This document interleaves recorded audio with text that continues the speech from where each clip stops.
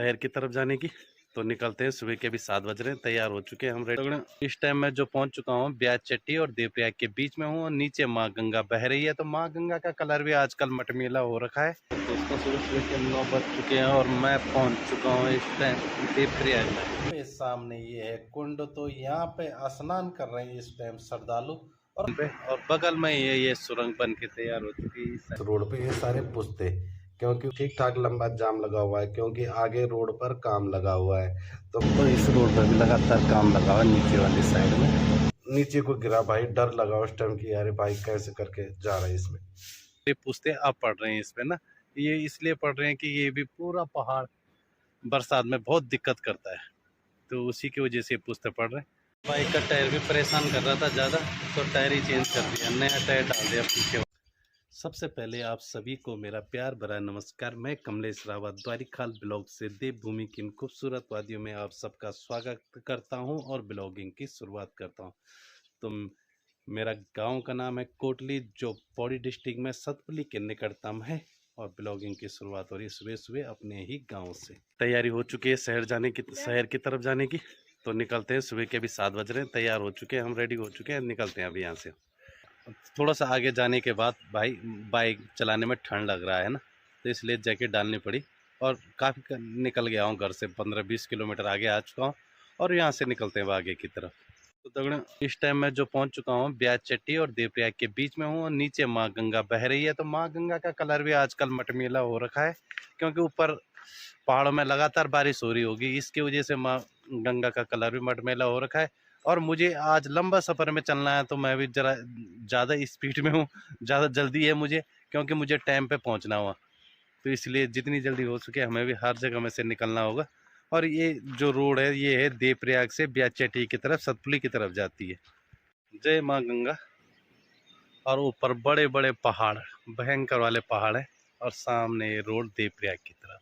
तो दोस्तों सुबह सुबह के 9 बज चुके हैं और मैं पहुंच चुका हूं इस टाइम देवप्रयाग में। यहाँ पे दोनों नदियों का संगम है और वहाँ पे पहुंच चुका हूं मैं इस टाइम देवप्रयाग में, और सुबह के अभी 9 ही बज रहे हैं। तो नीचे दिखाते हैं आपको अलकनंदा, तो बिल्कुल भाई मटमैली कलर में आ रही, उधर ठीक ठाक बारिश हो रही और भागीरथी इस टाइम बिल्कुल साफ पानी और बहाव बहुत ही प्यारा।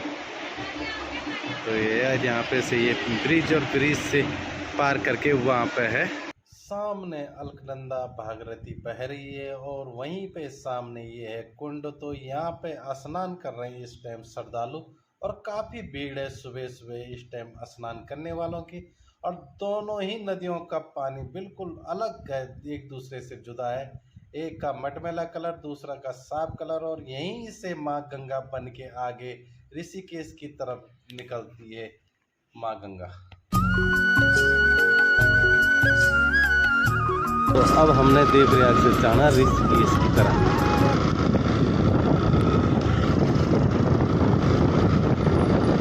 तो सुबह के 9 ही बज रहे थे और हम देवप्रयाग पहुँच चुके हैं।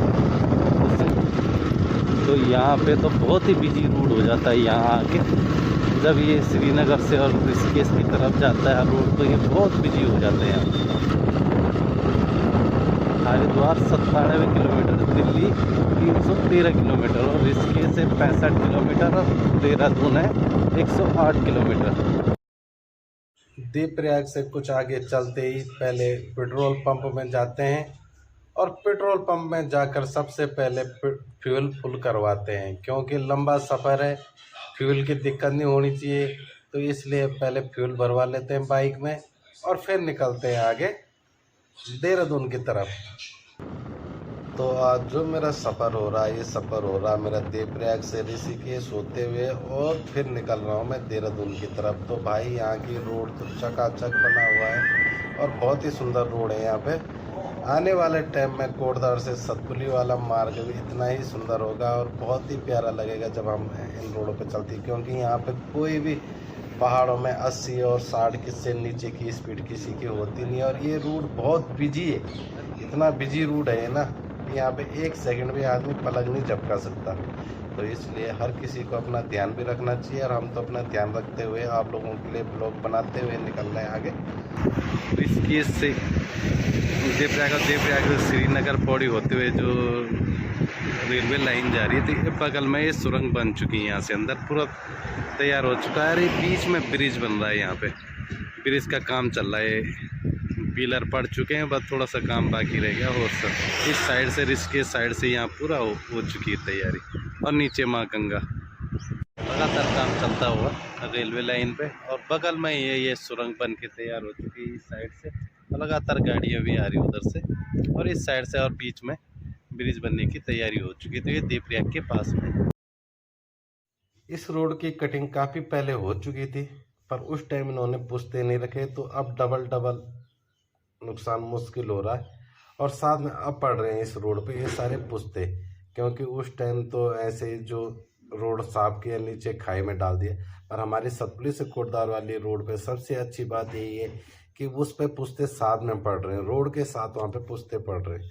तो ये सबसे अच्छी बात है। और यहाँ पे अभी पूरा पत्थर से लेके सरिया सीमेंट से लेके ये नए बाद 4 धाम यात्रा खुलने वाली है। 4 धाम यात्रा खुल जाएगी ना।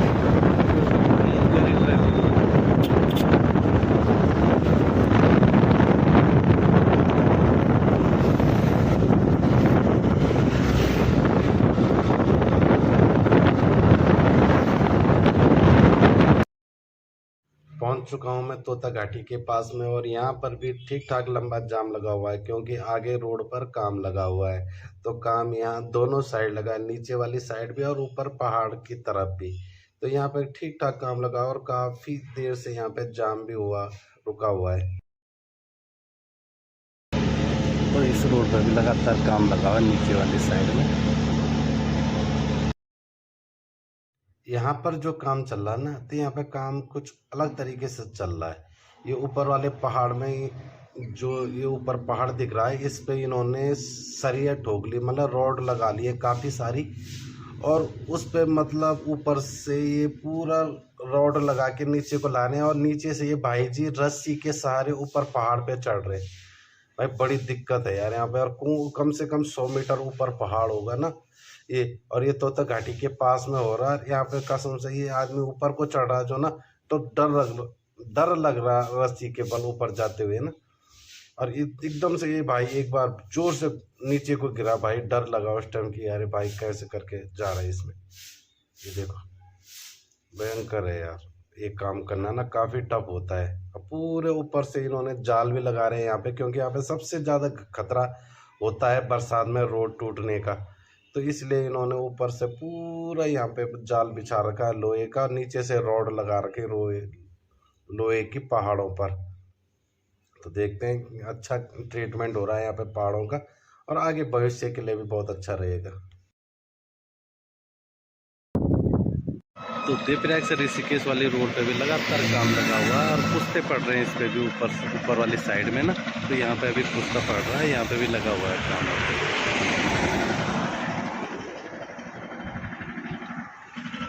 और नीचे माँ गंगा बह रही है।